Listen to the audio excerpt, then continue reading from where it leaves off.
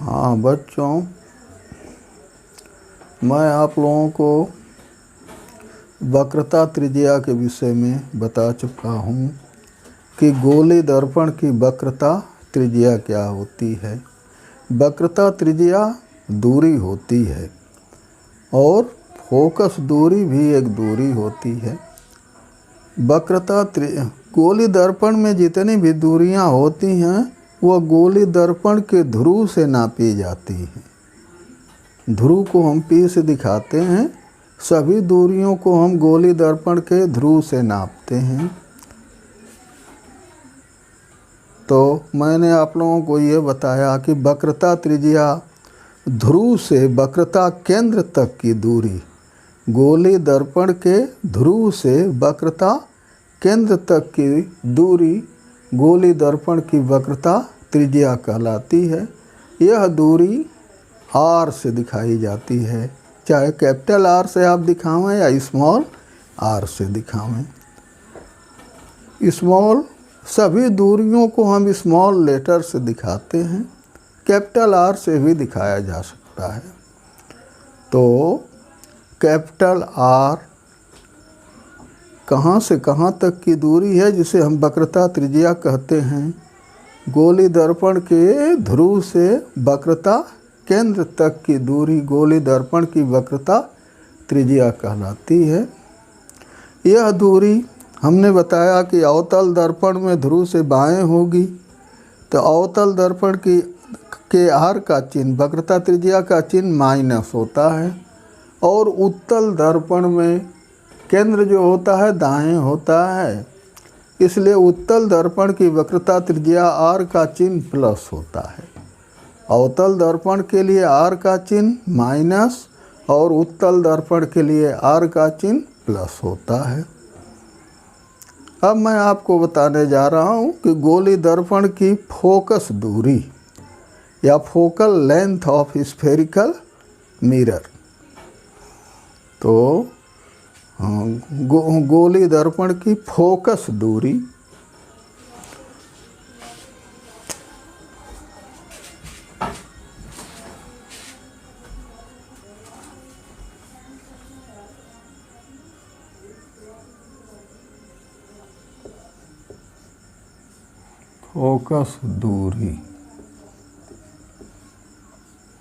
इसको इंग्लिश में कहते हैं फोकल लेंथ।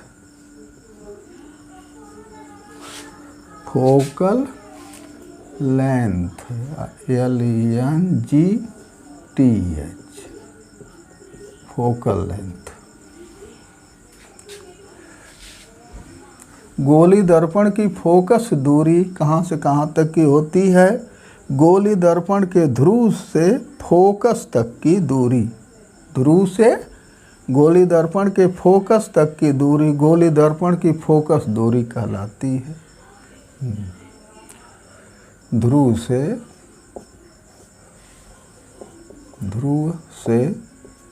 फोकस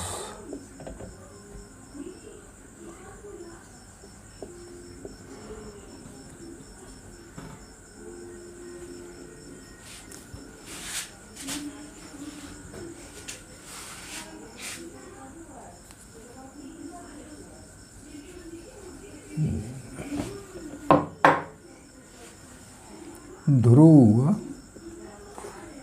जिसको कि हम P से दिखाते हैं, ध्रुव P से फोकस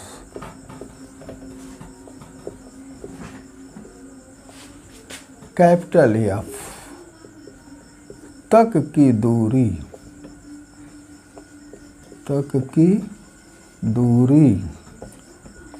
गोली दर्पण की फोकस दूरी कहलाती है।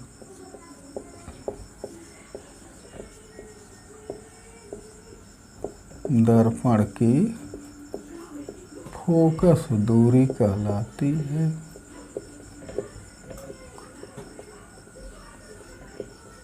दूरी कहलाती है।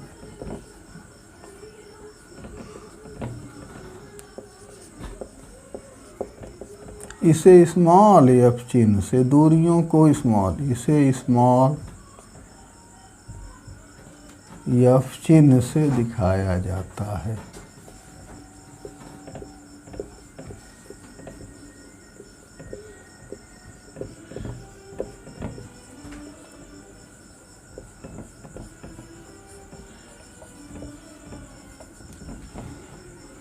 ध्रुव P से फोकस F तक की दूरी गोली दर्पण की फोकस दूरी कहलाती है। इसे स्मॉल f चिन्ह से दिखाया जाता है। अवतल दर्पण के लिए f का चिन्ह माइनस और उत्तल दर्पण के लिए f का चिन्ह प्लस होता है। अवतल दर्पण के लिए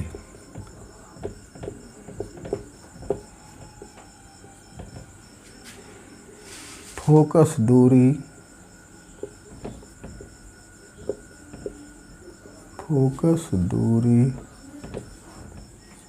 माइनस f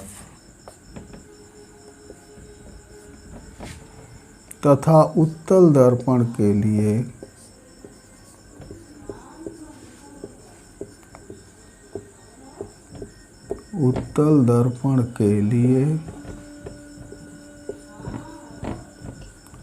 फोकस दूरी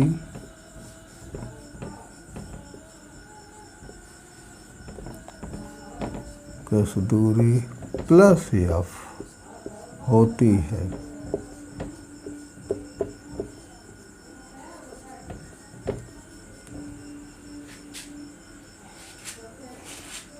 तो मैं दोनों दर्पणों का चित्र बना करके आपको ये बताने जा रहा हूँ कि क्यों अवतल दर्पण के लिए माइनस होती है और क्यों उत्तल दर्पण के लिए प्लस होती है। स्क्रीनशॉट कर लें, इसके बाद चित्र से मैं बता रहा हूँ।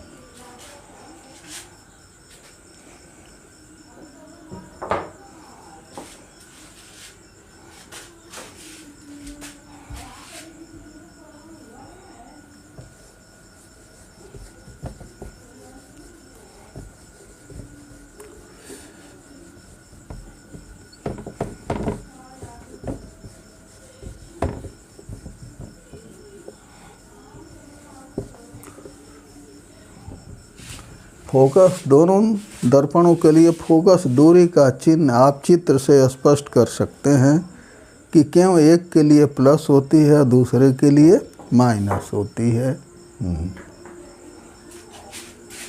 अवतल दर्पण में धसी हुई सतह चमकदार होती है, इसे बाएं रखा जाता है। ये अवतल दर्पण हमारा है। ये चमकदार सरफेस है, इस तरह से है। तो ये परावर्तक सतह का मध्य बिंदु ये ध्रुव होता है। परावर्तक सतह का मध्य बिंदु ध्रुव होता है P। और गोला जो है बाएं की तरफ कंप्लीट होगा। गोले का केंद्र जो होता है गोली दर्पण का अवतल दर्पण का वक्रता केंद्र होता है C। और C से P को हम मिला दें तो यह हमारी मुख्य अक्ष होती है। और C और P के बीच में फोकस होता है ये F। तो फोकस दूरी ध्रुव से फोकस तक की दूरी, ध्रुव से फोकस तक की दूरी फोकस दूरी, इस दूरी को हम स्मॉल f से दिखाते हैं। और ध्रुव से वक्रता केंद्र तक की दूरी r त्रिज्या, वक्रता त्रिज्या होती है। तो आप देख रहे हैं कि P से C तक की दूरी, ध्रुव सभी दूरियों को ध्रुव से नापते हैं। ध्रुव से वक्रता केंद्र तक की दूरी r होती है, लेकिन यह दूरी ध्रुव से बाएं है इसलिए माइनस होगा। तो अवतल दर्पण की वक्रता त्रिज्या r का चिन्ह माइनस होता है। और ध्रुव से फोकस तक की दूरी फोकस दूरी होती है, जिसको हम PF कह सकते हैं। तो ये PF फोकस दूरी माइनस स्मॉल f होगी। तो अवतल दर्पण के लिए R और F, अवतल दर्पण के लिए R और F, वक्रता त्रिज्या और फोकस दूरी दोनों का चिन्ह माइनस होता है। ये क्यों कि यह दोनों दूरियां जो होती है ध्रुव से बाएं होती हैं अवतल दर्पण के लिए, इसलिए दोनों का चिन्ह माइनस। हमने चिन्ह के विषय में आपको बताया कि ध्रुव से बाएं की दूरी माइनस होती है और ध्रुव से दाएं की दूरी प्लस होती है। मुख्य अक्ष से ऊपर की दूरी पॉजिटिव ली जाती है और मुख्य अक्ष से नीचे की दूरी निगेटिव ली जाती है, माइनस ली जाती है। तो अवतल दर्पण के लिए R और F दोनों का चिन्ह माइनस होता है, चाहे वक्रता त्रिज्या हो चाहे फोकस दूरी हो, दोनों निगेटिव होते हैं अवतल दर्पण के लिए। उत्तल दर्पण के लिए परावर्तक सतह अगर आप बाएं रखेंगे तो उभरा भाग चमकदार होता है। उत्तल दर्पण इस तरह से बनेगा, इसके धसे भाग पर कलई कर देते हैं, लेकिन गोला दाएं कंप्लीट होगा। हाँ, ये चमकदार सरफेस है जो इस तरह से है। हाँ, इस पर हमने पॉलिश कर दिया है चमकदार सरफेस गोले का। परावर्तक सतह का मध्य बिंदु ध्रुव होता है और इधर जो होगा वक्रता केंद्र होगा। तो ध्रुव और वक्रता केंद्र को मिलाने वाली रेखा उत्तल दर्पण के लिए मुख्य अक्ष कहलाती है। हाँ, तो ये परावर्तक सतह का मध्य बिंदु ध्रुव है P, और गोले का केंद्र जो होगा इधर होगा, ये C है। P से C को मिलाने वाली रेखा मुख्य अक्ष कहलाती है। इसको हम दोनों तरफ बढ़ा सकते हैं, जहाँ तक चाहें वहाँ तक। ये और फोकस जो होता है, फोकस की परिभाषा में हमने आपको बताया कि मुख्य अक्ष के समानांतर आने वाली किरण गोली दर्पण से परावर्तित होकर उत्तल दर्पण से परावर्तित होकर जिस बिंदु से आती हुई प्रतीत होती है वह बिंदु फोकस होता है। यह फोकस है। अब दूरी P से C तक की दूरी गोली दर्पण की वक्रता त्रिज्या है। P से C तक, PC बराबर R है वक्रता त्रिज्या।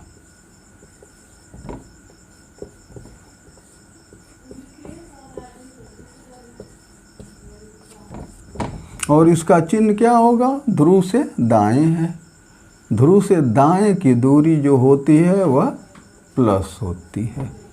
तो उत्तल दर्पण के लिए R का चिन्ह प्लस होता है, वक्रता त्रिज्या का चिन्ह प्लस होता है। फोकस दूरी कहाँ होती है? ध्रुव से फोकस तक की दूरी PF। इसको हम स्मॉल f से दिखाते हैं। इसका चिन्ह क्या होगा? दाएं तरफ है इसलिए प्लस होगा। हाँ, जिसको हम फोकस दूरी कहते हैं।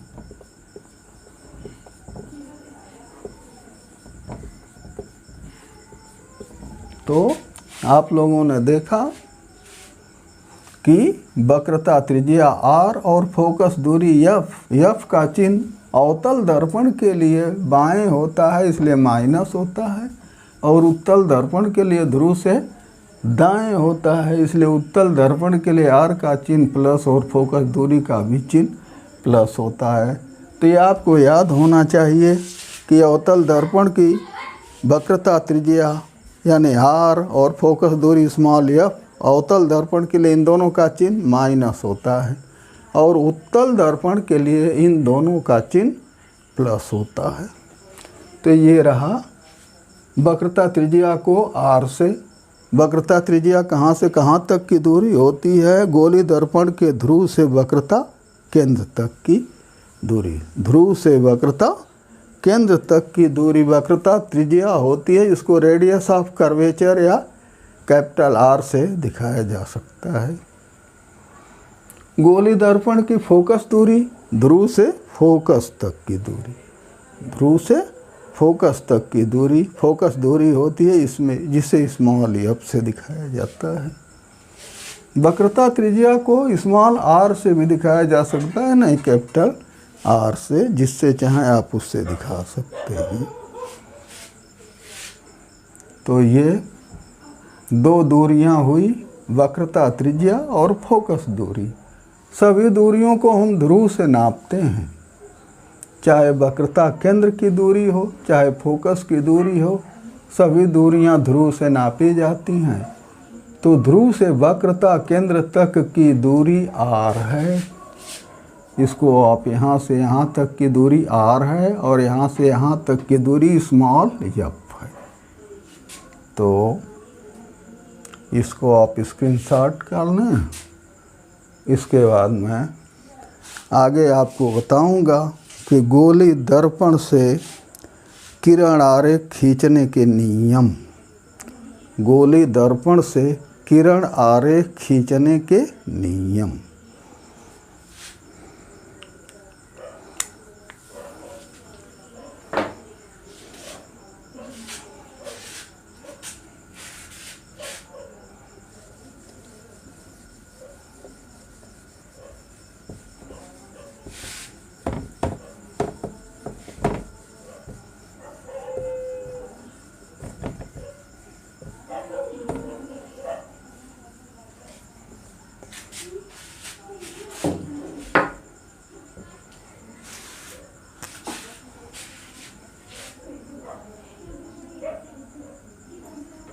गोली दर्पण से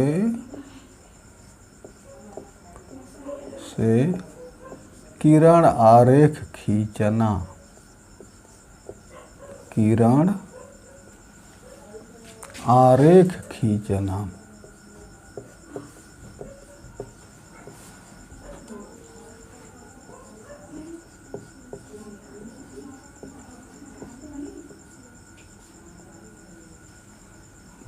To draw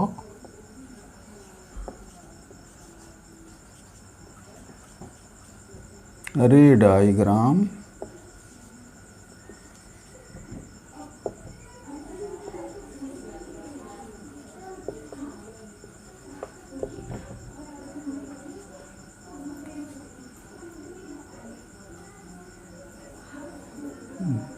from spherical mirror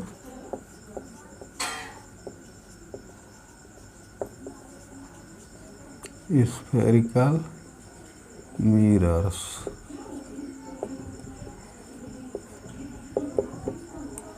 to draw ray diagram from spherical mirror। गोली दर्पण से किरण आरेख खींचना।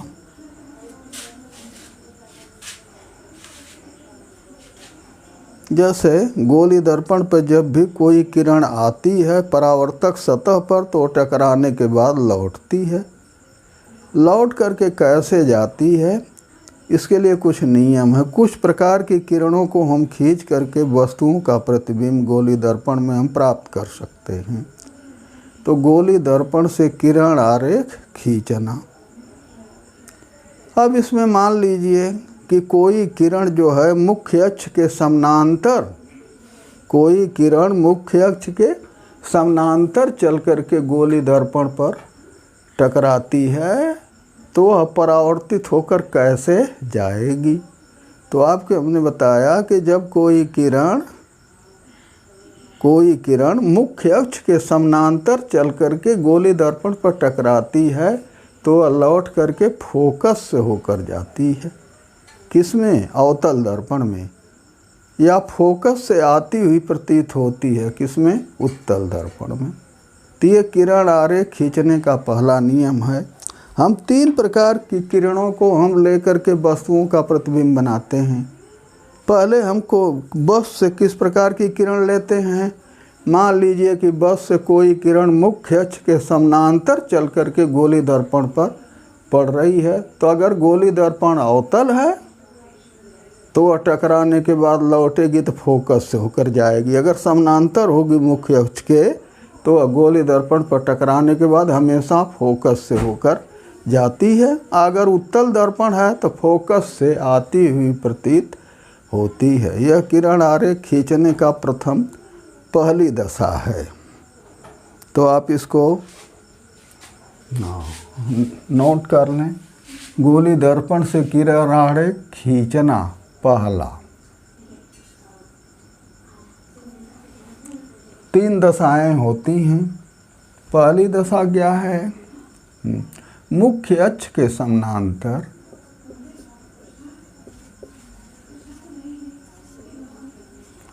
मुख्य अक्ष के समांतर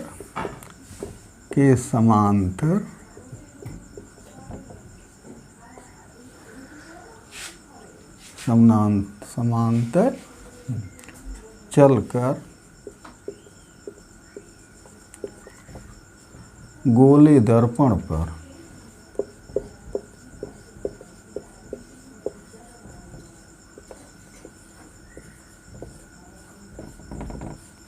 मुख्य अक्ष के समांतर चलकर गोलीय दर्पण पर पड़ने वाली किरण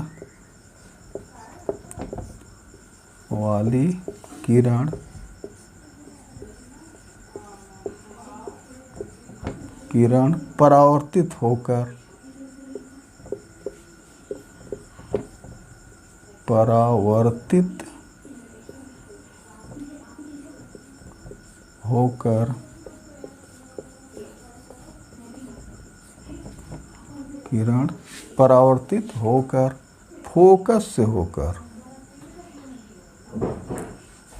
चलकर गोलीय दर्पण पर पड़ने वाली किरण परावर्तित होकर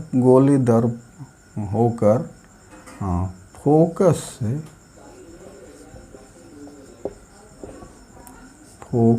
से होकर जाती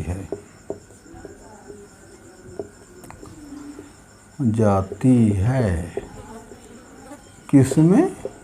कोष्ठ में अवतल दर्पण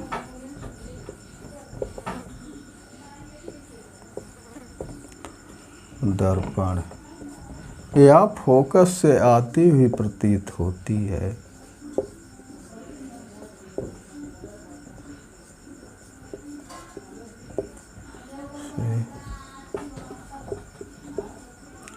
आती हुई प्रतीत होती है।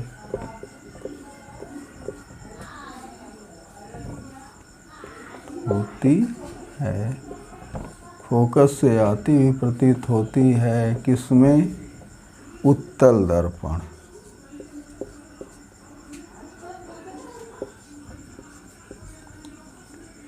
होती है उत्तल दर्पण। उत्तल दर्पण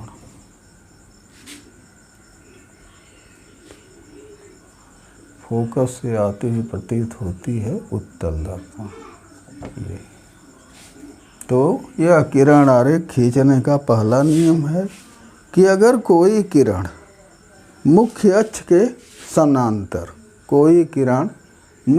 के समानांतर चल करके गोलीय दर्पण पर पड़ती है तो वह गोलीय दर्पण से परावर्तित होकर फोकस से होकर जाएगी। जबकि दर्पण कौन सा होगा? अवतल। अगर दर्पण उत्तल है और मुख्य अक्ष के समानांतर चल करके उत्तल दर्पण पर किरण जाती है तो उत्तल दर्पण से वह परावर्तित होकर लौट जाएगी, लेकिन फोकस के सीन में वह लौटेगी, यानी पता मालूम होगा कि वो फोकस से आ रही है। तो आप लोग समझ लें कि अगर कोई किरण मुख्य अक्ष के समानांतर चल करके गोलीय दर्पण पर पड़ती है तो गोलीय दर्पण से लौट करके कहाँ से होकर के जाती है? फोकस से होकर के जाती है, जबकि दर्पण अवतल होगा। या नहीं, फोकस से आती हुई प्रतीत होती है जबकि दर्पण उत्तल होगा। तो यह किरण आरेख खींचने का प्रथम नियम है। स्क्रीनशॉट कर दीजिए, इसको मैं चित्र द्वारा आपको स्पष्ट कर रहा हूँ।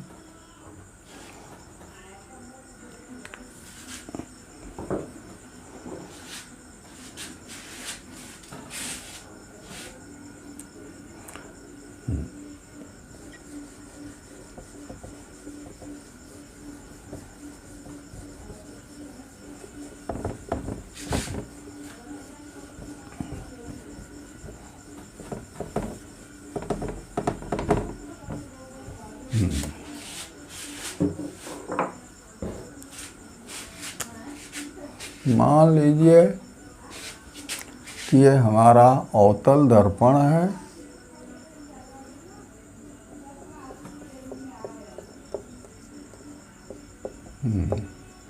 ये ध्रुव है P और वक्रता केंद्र है C।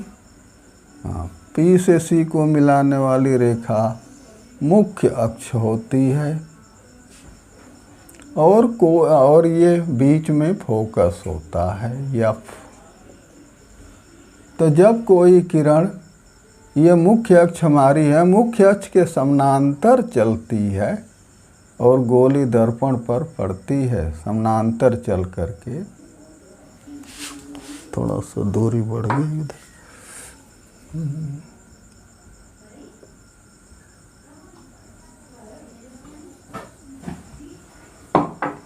जब कोई किरण मुख्य अक्ष के समानांतर चलकर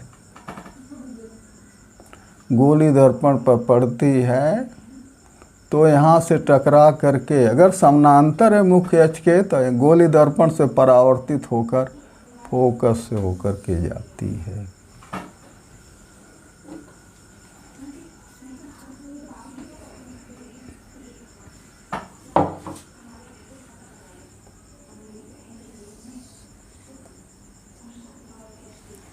अगर इधर भी मुख्य अक्ष के कोई किरण समानांतर जाती है तो यह भी जब लौटती है तो किससे होकर के जाती है? फोकस से होकर लौट करके जाती है।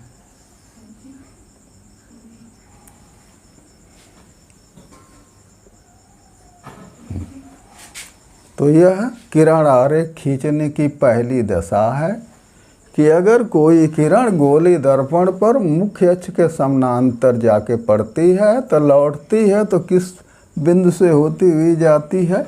फोकस से होकर जाती है। जबकि कौन दर्पण है? अवतल दर्पण। अवतल।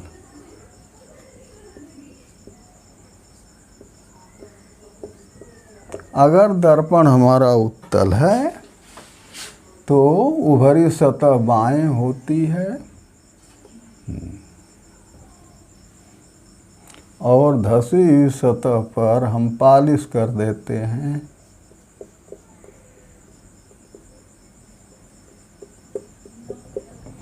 परावर्तक सतह का मध्य बिंदु P है। गोला इधर कंप्लीट होगा तो ये C है। P से C को मिला दें तो मुख्य अक्ष है। इसको हम दोनों तरफ बढ़ा सकते हैं जहाँ तक। इसकी परावर्तक सतह इधर है, इसलिए जब इधर से कोई किरण आएगी तो टकरा के लौटेगी इधर, तो पॉलिश वाला भाग है। तो ये हमारी मुख्य अक्ष है। अगर इसके समानांतर कोई किरण आके गोली दर्पण पर पड़ रही है तो यहाँ पर ये फोकस है बीच में।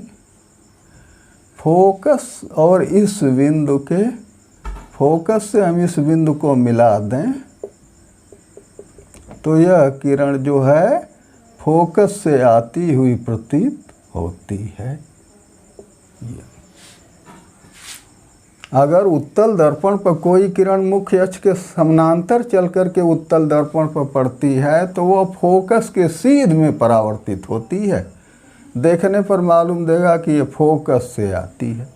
इधर भी कोई किरण जो है मुख्य अक्ष के समानांतर चल रही है तो इसको हम इससे फोकस को इससे मिला दें तो यह किरण फोकस से आती हुई प्रतीत होती है। तो यह है उत्तल दर्पण।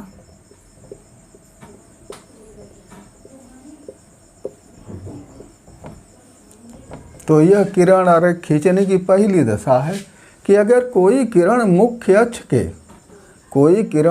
अक्ष के समानांतर जाके दर्पण पर पड़ती है तो वह लौट करके फोकस से होकर के जाती है, जबकि दर्पण अवतल होगा, या लौट करके फोकस के सीध में जाती है और यह प्रतीत होता है कि फोकस से आ रही है। तो हमने गोली दर्पण से किरण आरेख खींचने के खींचने की प्रथम दशा को आपको बताया कि गोली दर्पण पर मुख्य अक्ष के समानांतर चल करके पड़ने वाली किरण लौट करके फोकस से होकर के जाती है, जबकि दर्पण अवतल है, या फोकस के सीध में परावर्तित होती है और मालूम होती है कि फोकस से आ रही है। किसमें? उत्तल दर्पण में। यह दशा कब होती है? जबकि कोई किरण मुख्य अक्ष के समानांतर चल करके गोली दर्पण पर पड़ती है तो वह फोकस से होकर के जाती है, या फोकस के सीध में लौट करके जाती है। मालूम होता है कि ये फोकस से आ रही है। तो गोली दर्पण से किरण आरेख खींचने की दशा में पहला है कि अगर कोई किरण कैसे गोली दर्पण पर पड़ रही है, मुख्य अक्ष के समानांतर चलती है तो गोली दर्पण से परावर्तित होकर फोकस से होकर के जाती है, जबकि दर्पण अवतल होगा, या फोकस के सीध में परावर्तित हो जाती है और मालूम होता है कि ये फोकस से आ रही है। कब? जबकि दर्पण उत्तल होगा। तो गोली दर्पण से किरण आरेख खींचने की ये पहली दशा है कि मुख्य अक्ष के समानांतर चल करके गोली दर्पण पर आपतित पड़ने वाली किरण गोली दर्पण से लौटती है, परावर्तित होती है तो किस बिंदु से होकर के जाती है? फोकस से, जबकि दर्पण अवतल है, या फोकस के सीध में परावर्तित होती है जबकि दर्पण उत्तल होता है। तो गोली दर्पण से किरण आरेख खींचने की ये पहली दशा है। अब मैं आपको बताऊंगा गोली दर्पण से किरण आरेख खींचने की दूसरी दशा।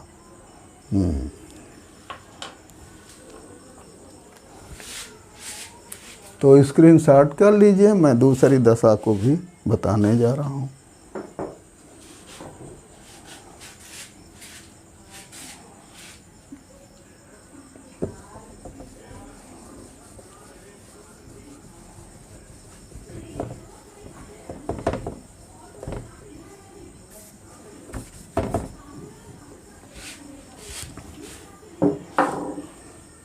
दूसरी दशा क्या है? अगर कोई किरण गोली दर्पण के फोकस से होकर, जब दूसरी दशा क्या है कि अगर कोई किरण गोली दर्पण के फोकस से होकर गोली दर्पण पर पड़ती है, या गोली दर्पण के फोकस के सीध में गोली दर्पण पर पड़ती है, तो वह गोली दर्पण से परावर्तित होकर मुख्य अक्ष के समानांतर जाती है, मुख्य अक्ष के समानांतर जाती है। यह दूसरी दशा है। दूसरी दशा क्या है?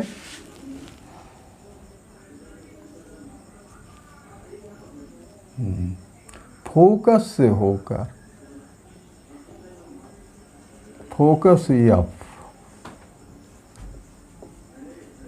एफ से होकर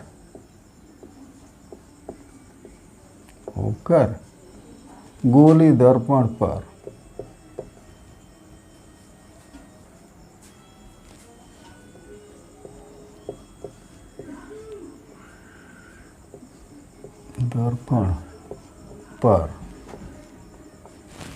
पड़ने वाली किरण, आपतित होने वाली किरण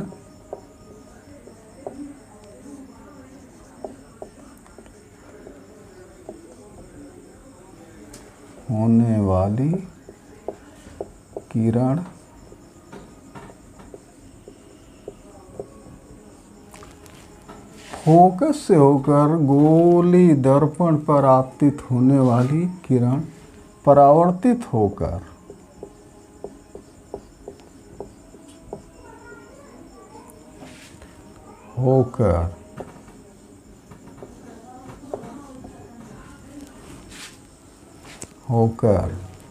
मुख्य अक्ष के समानांतर जाती है।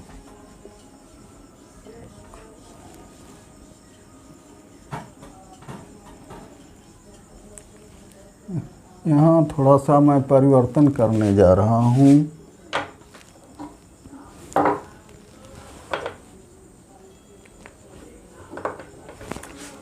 फोकस से होकर या फोकस के सीध में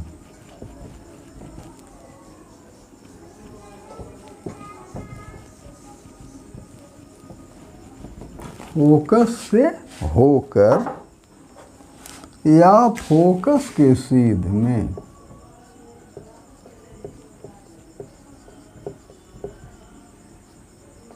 फोकस या के सीध में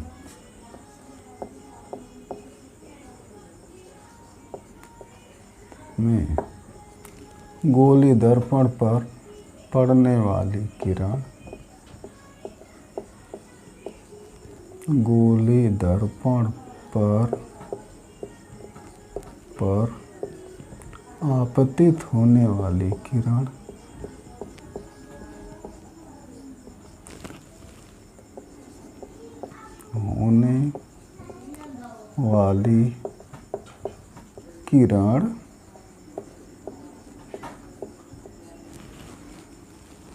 गोली दर्पण से परावर्तित हो किरण परावर्तित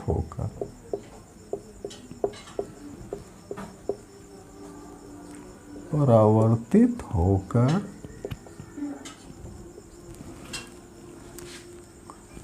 मुख्य अक्ष के समानांतर जाती है।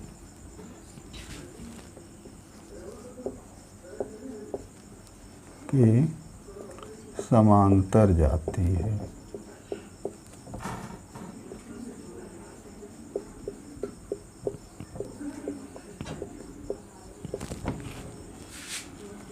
फोकस से होकर या फोकस के सीध में गोली दर्पण पर आपतित होने वाली किरण परावर्तित होकर मुख्य अक्ष के समानांतर जाती है। दोनों दर्पणों का चित्र बनाकर नीचे मैं आपको इसको स्पष्ट कर रहा हूँ। जैसे मान लीजिए अवतल दर्पण है,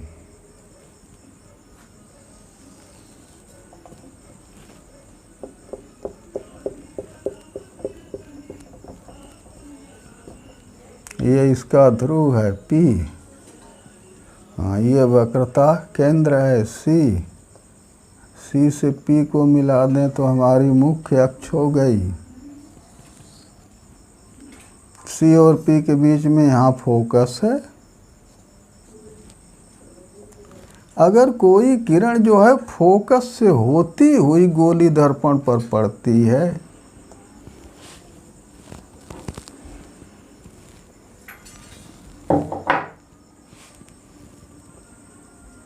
कोई किरण जो होती है गोली दर्पण के फोकस से होती हुई गोली दर्पण पर पड़ती है तो अपरावर्तित होकर मुख्य अक्ष के समानांतर जाएगी।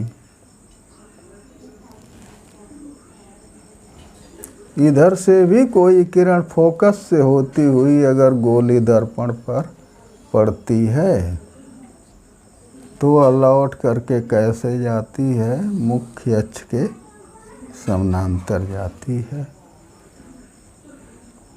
तो अगर कोई किरण जो होती है फोकस से होकर गोली दर्पण पर पड़ती है तो परावर्तित होकर मुख्य अक्ष के समानांतर जाती है। यह भी किरण फोकस से होकर गोली दर्पण पर पड़ रही है तो यह परावर्तित होकर मुख्य अक्ष के समानांतर जाती है।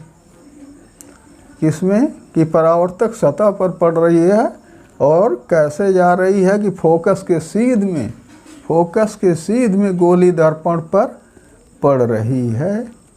फोकस से होकर गोली दर्पण पर पड़ रही है तो गोली दर्पण से परावर्तित होकर यह मुख्य अक्ष के समानांतर जाती है।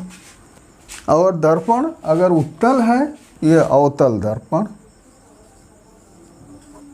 अवतल,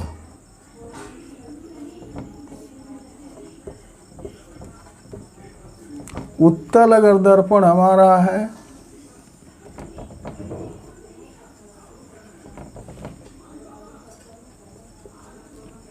तो धसी सतह पर आप कलई कर देते हैं।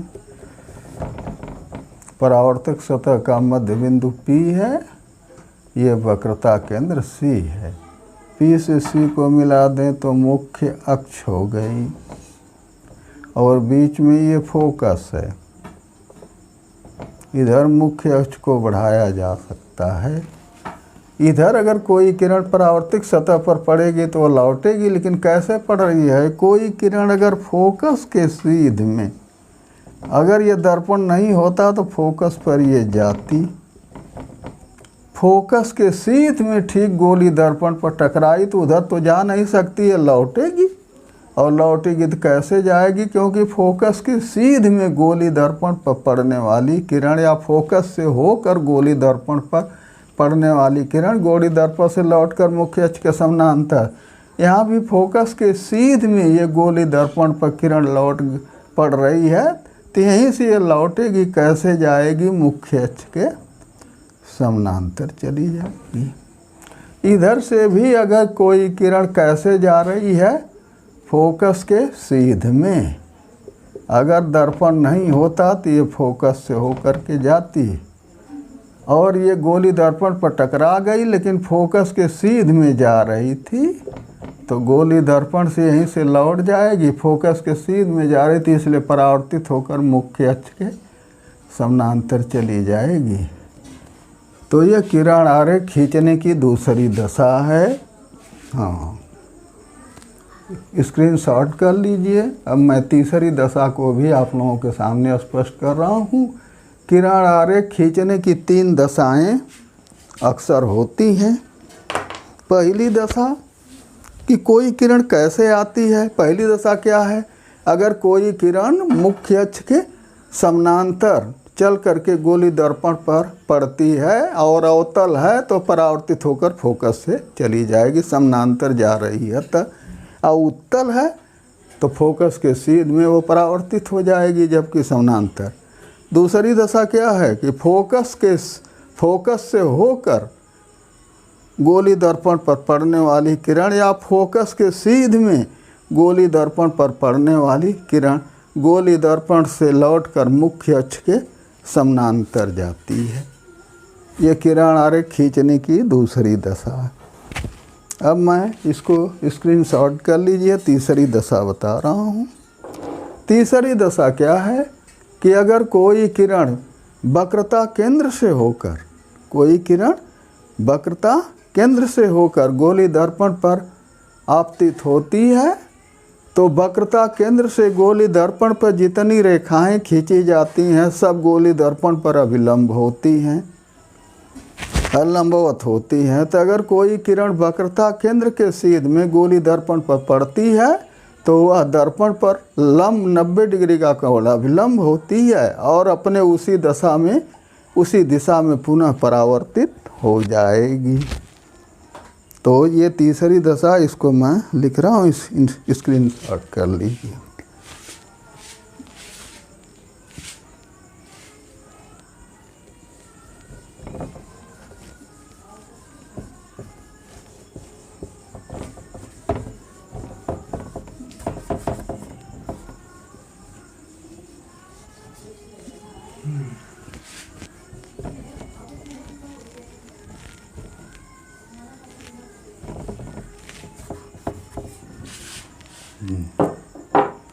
किरण आरेख खींचने की तीसरी दशा।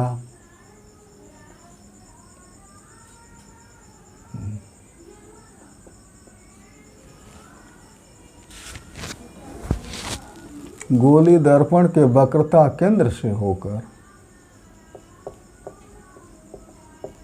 गोली दर्पण के वक्रता केंद्र,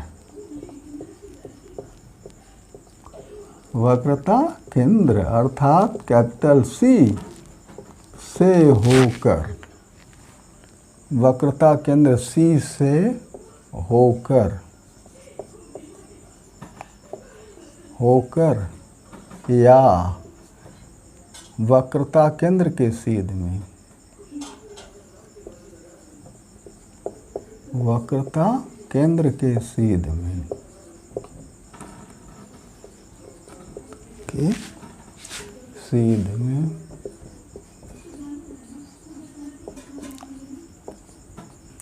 गोली दर्पण के वक्रता केंद्र सी से होकर या वक्रता केंद्र के सीध में गोली दर्पण पर पड़ने वाली किरण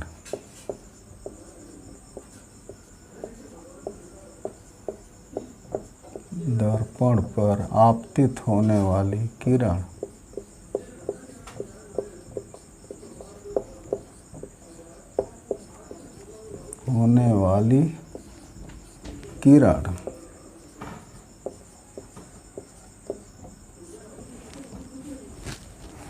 उसी मार्ग में पुनः वापस लौट जाती है।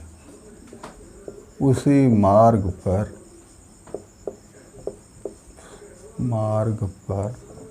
पुनः वापस लौट जाती है।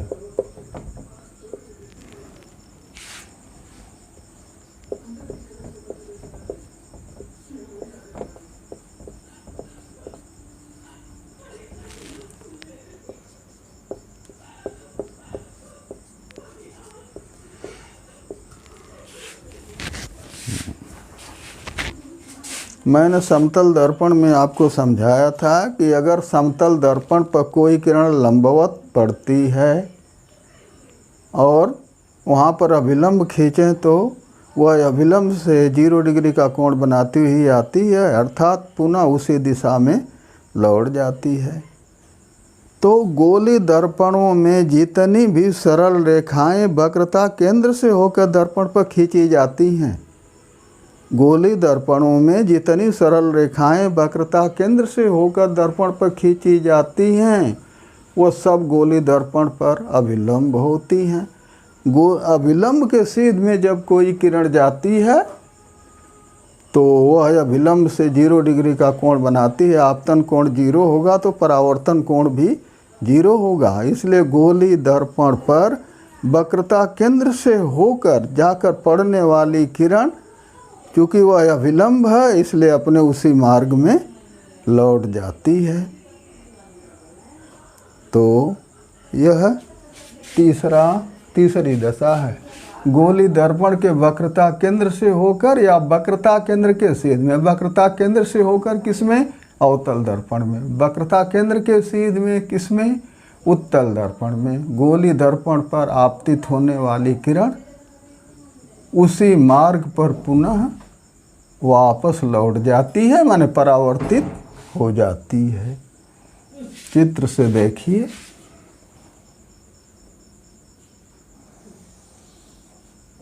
ये अवतल दर्पण है,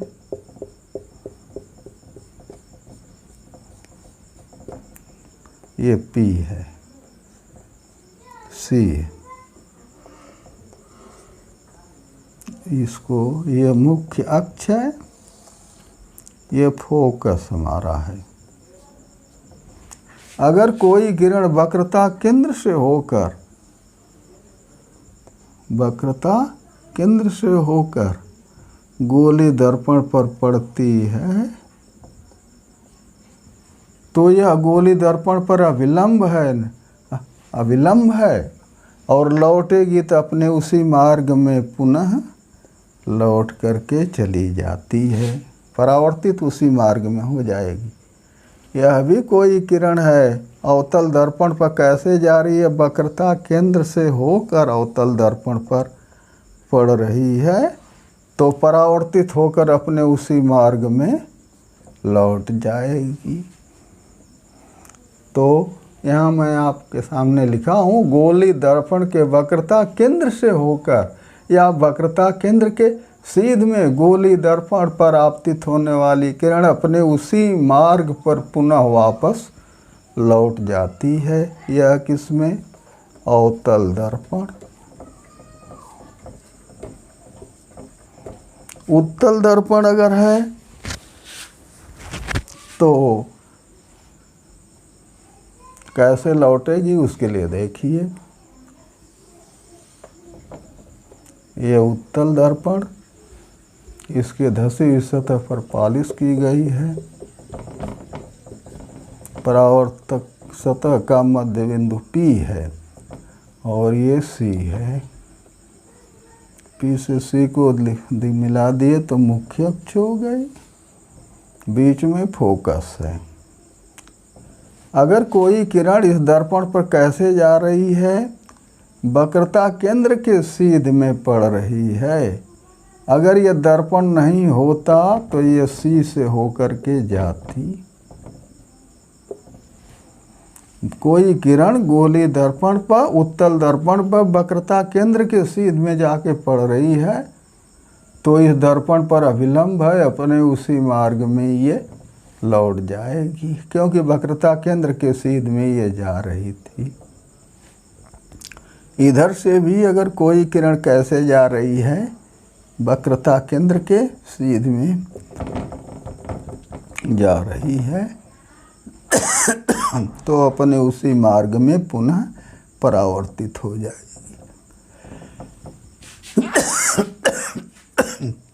ये किरण आरेख खींचने की तीसरी दशा है। तो गोली दर्पण से किरण आरेख खींचने की 3 दशाएं हैं। 3 दशाओं को आप लोग याद कर लें और इन 3 दशाओं से ही हम किसी भी वस्तु का प्रतिबिंब, गोली दर्पण के सामने अगर कोई वस्तु है तो उसका प्रतिबिंब कहाँ पर बनेगा, इन 3 दशाओं से ही उसके प्रतिबिंब की स्थिति का हम निर्धारण कर लेंगे। तो गोली दर्पण से पुनः एक बार मैं आपको बता दे रहा हूँ या बताने जा रहा हूँ कि गोली दर्पण से किरण आरेख खींचने की 3 दशाएं होती हैं। अगर कोई किरण कैसे आ रही है, पहली दशा क्या है कि अगर कोई किरण मुख्य अक्ष के समानांतर चल करके गोली दर्पण पर पड़ती है तो गोली दर्पण से परावर्तित होगी तो कहाँ से होकर के जाएगी, फोकस से, जबकि दर्पण अवतल होगा या उत्तल होगा और मुख्य अक्ष के समानांतर चल के उत्तर दर्पण पर पड़ेगी तो फोकस के सीध में परावर्तित होगी, या मालूम होगा कि वो फोकस से आ रही है। दूसरी दशा क्या है कि फोकस से होकर या फोकस के सीध में, फोकस से होकर या फोकस के सीध में गोली दर्पण पर पड़ने वाली किरण, वो फोकस से होकर गोली दर्पण पर पड़ा या फोकस के सीध में जब गोली दर्पण पर पड़ती है तो लौट करके मुख्य अक्ष के समानांतर जाती है। तीसरी दशा क्या है कि अगर वक्रता केंद्र के सीध में, वक्रता केंद्र से होकर या वक्रता केंद्र के सीध में गोली दर्पण पर पड़ने वाली किरण, चूँकि यह अविलंब होती है इसलिए अपने उसी मार्ग में वापस चली जाती है। तो ये किरण आरेख खींचने की 3 दशाएं होती हैं। इनको आप लोग तैयार कर लें और मैं अब अगले टर्म में बताऊंगा कि अवतल दर्पण से, अगर अवतल दर्पण के सामने कोई वस्तु स्थित है तो उसका प्रतिबिंब कैसे और कहाँ बनेगा, अवतल दर्पण से वस्तु के प्रतिबिंब का बनना।